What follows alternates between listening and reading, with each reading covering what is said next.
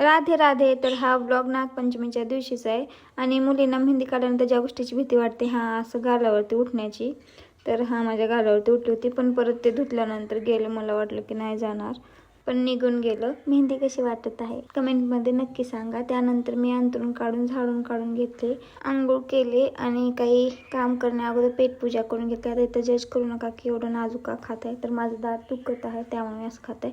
त्यानंतर मी पीठ चाळून घेतले. असं चाळायला खूप अवघड होत होतं म्हणून इंस्टाग्रामवर एक हॅक बघितलं होतं. त्या हॅकने पण त्याच्याने पण काही झालं नाही म्हणून आपापल्या पद्धतीत आले.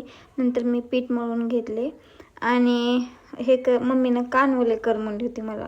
सो मला कानवले करता येत नाहीत, कोण जज करू नका. मी करंजा खूप वेळेस केल्या पण मला कानवलेच येत नव्हते. मम्मी नंतर मला दाखवले की कसं करायचं आहे. दाखवल्यानंतर माझं मीच केले हे सगळे.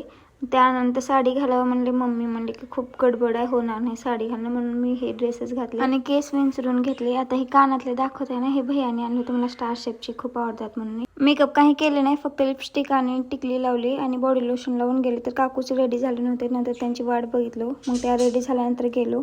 जास्त काही शूट करू शकले नाही कारण की गर्दी खूप होती. जेवढं दिसत आहे तेवढं. नंतर मारुतीच्या पाया पडलो आणि महादेवाच्या पाया पडलो. एक लहान मुलगी खूप आगाऊ होती बाबा, कोणाची होती की. नंतर नैवेद्य दाखवले आणि मी पण जेवण करून घेतले लगेच. आणि आज हे हातामध्ये दोरा बांधतात ना, तर ते मम्मीने हातामध्ये दोरा बांधली. आणि रात्री काही जेवण केले नाही. मला दही आणि भजी खूप आवडतात, तर तेच खाल्लं रात्री. बस आजसाठी एवढंच होतं. Okay bye.